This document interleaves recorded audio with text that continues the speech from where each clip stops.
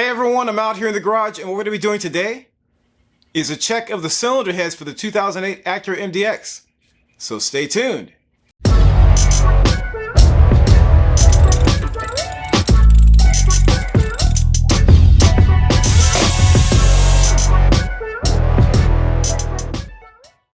So if you're new to the channel, I just want to welcome you here, and hopefully you'll consider subscribing if you like what you see. Also, check out Car Apprentice on Instagram, Twitter, and Facebook. I post lots of pictures and videos on those platforms before I post anything on YouTube. And occasionally I'll post things on those platforms I don't post on YouTube. Also, check out the website at carapprentice.com. And don't forget to hit the like button if you like this video. So what we're going to be doing today is a check of the cylinder heads for the 2008 Acura MDX. I want to check out some of the major components to make sure that they are functional, make sure they're within spec. Now we're not going to check every single little component on the cylinder heads, but I want to check as many things as possible before I put these cylinder heads back together. So, let's get into it. Alright, so the first thing we're going to do is check the cylinder heads for flatness. Since the source of our issues was not related to any sort of overheating situation, I'm fairly confident that these heads are nice and flat. Also, when I removed the cylinder heads, I was very careful to go in the correct order when I remove the bolts, so we should be fine here. So I've got this precision straight edge by OEM Tools. I think it was around $60 for this. So if you can find something that's really straight and not have to pay $60, I would do that. That's quite a bit of money for a one-time thing. I don't think I'll probably ever use this again, hopefully. Take this cover off. That's what it looks like on the bottom. Nice and flat there.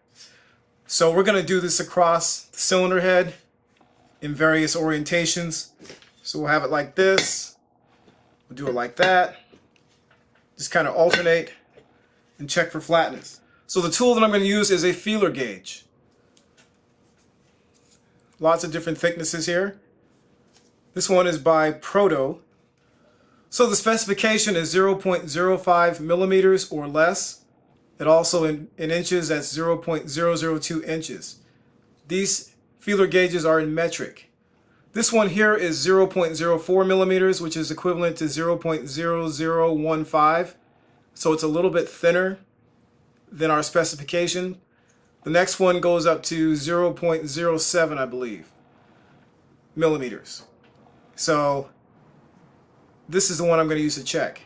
So how we're going to do this, we're going to start first of all across the center. Get this nice and flat. I'm just going to hold it down.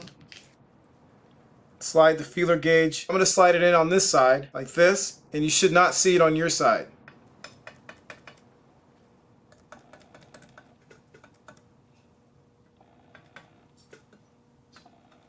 So far so good. So this is all I'm doing.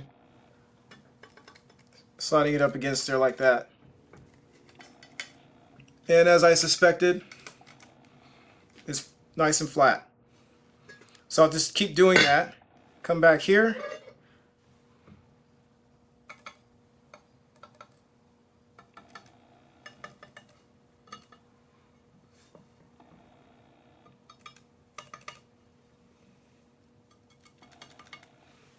I'll move down here.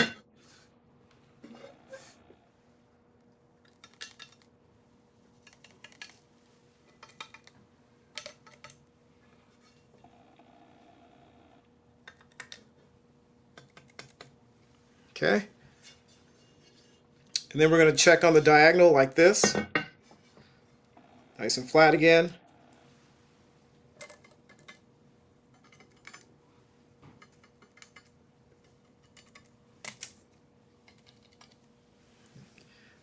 Do that this way.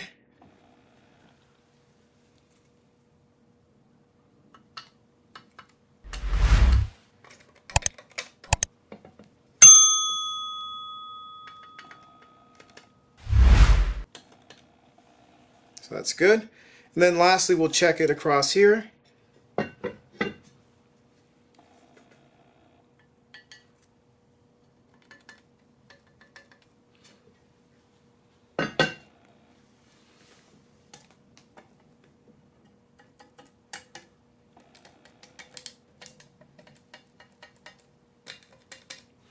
That looks good there. So this cylinder head is nice and flat. The one thing I forgot to mention is to make sure that you clean all of the residue off of here. So as you saw, I used a lot of the carb cleaner and some of the simple green. So this surface here is nice and clean. So that takes care of our test for flatness. All the tests that I'm doing on this cylinder head, I'll just repeat them on the second cylinder head. Here's a brief look at some tests I performed with my Empire 2-foot level, which is made in the USA. I got the same results.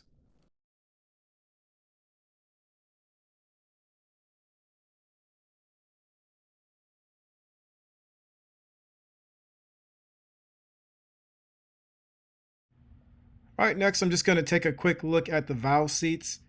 Primarily I'm concerned about the valve seats on cylinder number 4 here and cylinder number 5 over here. So I'm just going to kind of zoom in a little bit, take a quick look at them. Don't look too bad. Hopefully those will clean up.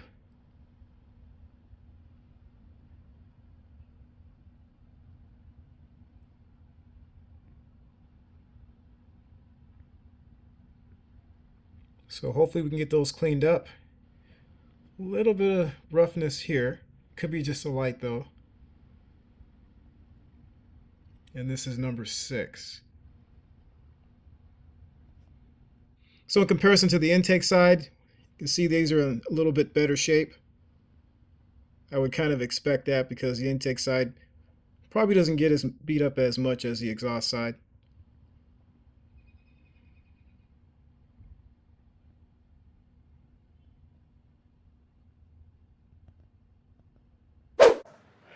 Alright, so what we're going to do now is we're going to check the valve stem to valve guide clearance.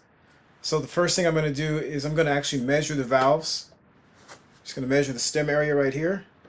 There is a test called the wobble test, so we're probably going to end up doing that also. But I want to start first of all by measuring the valve stems. Now these 4 valves right here, you can see they're all toast. So those are going to go. These 2 look like they're in pretty good shape, so we'll probably keep those. And then these 6 back here, I'm not sure about just yet. I think this one, and possibly this one are probably all going to go. I might just actually take them all out. And then these here are all the intake valves. And those appear to be fine. So the tool that I'm going to use to measure the valve stems is this micrometer. This is a 1-inch micrometer, so this part opens up to 1 inch. And the precision on this micrometer is down to 0.00005 inches or 0.001 millimeters. So I'm just going to put that in the vise here to make it easy to measure. Alright, so you can see right there we've got 0.00000 inches. You can also change to millimeters, 0.000 millimeters. So I'm going to use the inches measurement. Okay, so we're going to start with the exhaust valves. Here's a new exhaust valve right there.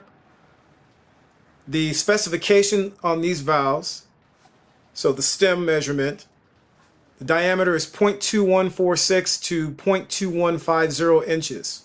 And the service limit, meaning the limit to where if this valve gets really narrow, you should replace it, is 0.2134 inches. And I'll throw the millimeter measurement up also.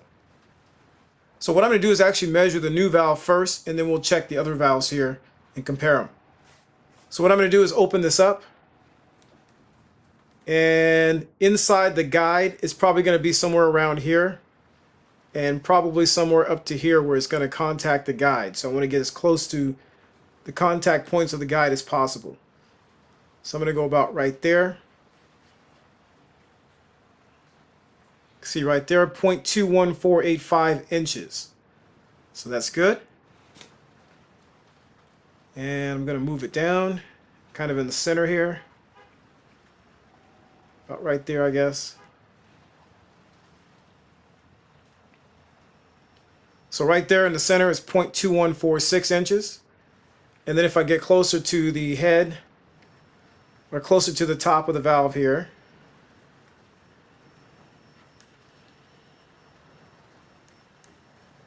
it's like 0.2148. So we are in good shape with this valve here. If we wanted to replace any of these valves, we know this one's a good valve. So I'm going to start with taking a measurement of this valve right here. This is from cylinder number 4. So these 2 right here are from cylinder number 4. This is the cylinder that gave us the most trouble. where we actually got a check engine light. Probably about right in this area, I would say. Right about there. Make sure it's nice and straight. Then close that down. I'll go about right here. 0.21455. So this one is outside of our range for a new or standard valve, but it's still not close to the service limit, so we're okay. If we wanted to use this, if it were in good shape, and we wanted to reuse it, but obviously it's not in good shape. Let's measure down here.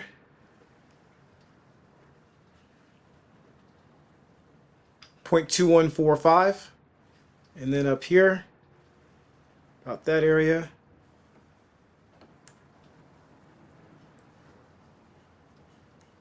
0.2146.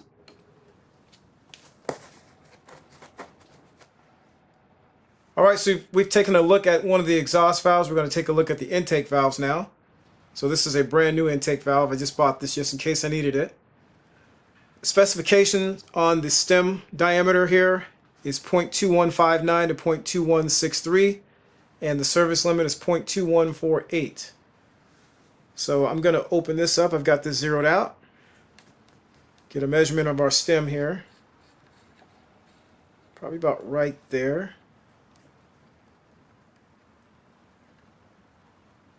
Looks like 0.21605. I'll move up. About right there. 0.2160. And then closer up here to the top. Oops. Make sure it's straight. 0.2161. So this one is okay. So I'm going to take this one out, number 7 right here. That's from cylinder number 4. Close this back up. I'm going to zero this out. Start fresh here.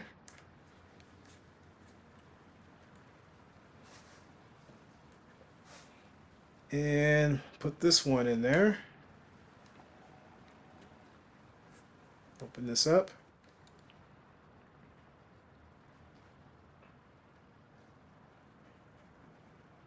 .2161. Move up a little bit. Right there, closer to the center. 0.21615. And then closer to the top.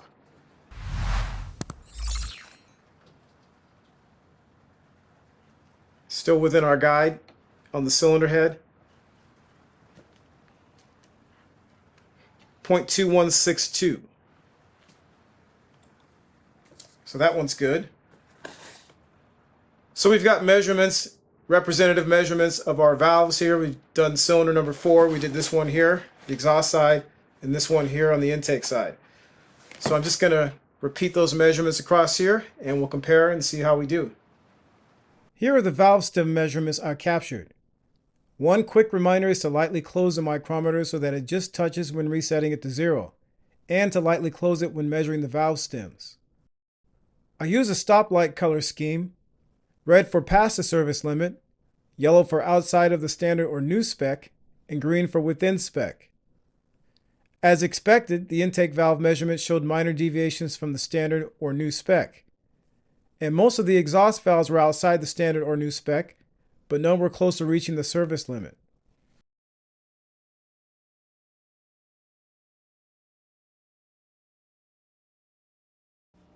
Alright, so what we're going to do is a wobble check. So basically what we're doing is we're putting the valve in here. I have an exhaust valve from cylinder number 6, which is right there. Trying to remember the orientation of all this. This is number 6, so 4, 5, and 6. And so I'm going to put this valve in. This came out of this hole right here. You want to make sure that your valve guides are nice and clean, so carb cleaner, maybe some wire brushes, some narrow wire brushes if you can get them in there. Clean that out before you do this test.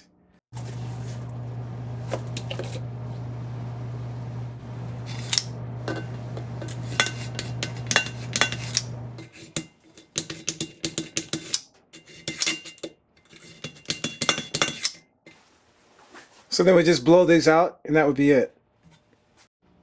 This valve is nice and clean also, except for up here. So what we're checking for is the side-to-side movement of the valve. We want to make sure that this valve is traveling as true as possible in the valve guide. So I'm going to push this up like that. We're just going to check, like I said, the side-to-side movement here. Make sure it's within spec. To check the valve movement, I'm going to use this mid-tutorial dial indicator. And this is in millimeters. So you can see right there, each one of these graduations is 0.01 millimeters. So the specification on the wobble on the exhaust side is 0.11 to 0.16 millimeters. And then the service limit is 0.22 millimeters. So if we get our wobble up to or past 0.22, we need to look at some issues possibly with the valve itself or with the guide. Alright, so I have the dial indicator. It is clamped in this arm here for this stand. So this is a magnetic stand. So this is off, and then this turns the magnet on. So it'll magnetize down here and back here. Alright, so I've got the dial indicator position. I'm just going to lift the valve up. Looks like I need to push it over a little bit more. I want to get the dial indicator right next to the head there. Push it in just a little bit. I need to keep my left hand underneath to hold the stem up. And you can see right there, it is somewhere around, looks like about 56 right now. So I'm just going to wobble this back and forth and see how it changes. Keeping my left hand underneath.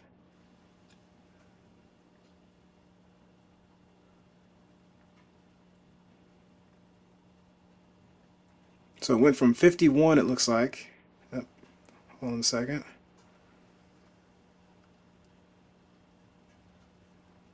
It's hard to keep this steady. Okay, we're back to 56. So it looks like about 81 to 52 roughly.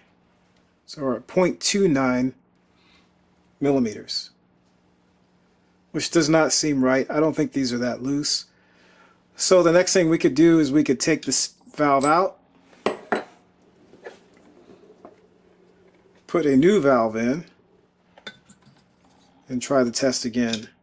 So I have it on 56 again. My left hand is holding the stem up. I'm just going to wobble this back and forth.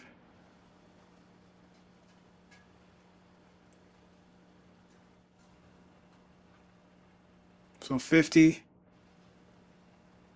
to about 74.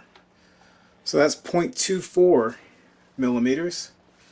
Alright, so as you saw there, our clearance is about 0.24 millimeters. I am not convinced that that is true.